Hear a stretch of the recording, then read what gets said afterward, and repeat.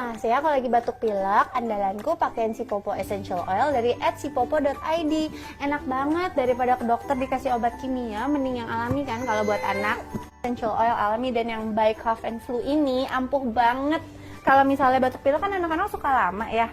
Jadi kalau pakai ini 2-3 hari juga biasanya langsung sembuh. Bisa dihirup langsung gitu atau diolesin. Nah, kalau diolesin campur coconut oil gini nih. Nih ke dadanya saya biasanya. Sama ke kaki, telapak kaki. Nih, tuh telapak kakinya dipakein. Baunya juga enak banget, terus ada yang buat immune booster, ada yang buat kalau taminya nggak enak, ada yang buat bobo nyenyak juga. Nah, selain itu bisa pakai diffuser juga. Jadi satu ruangan dapat efeknya.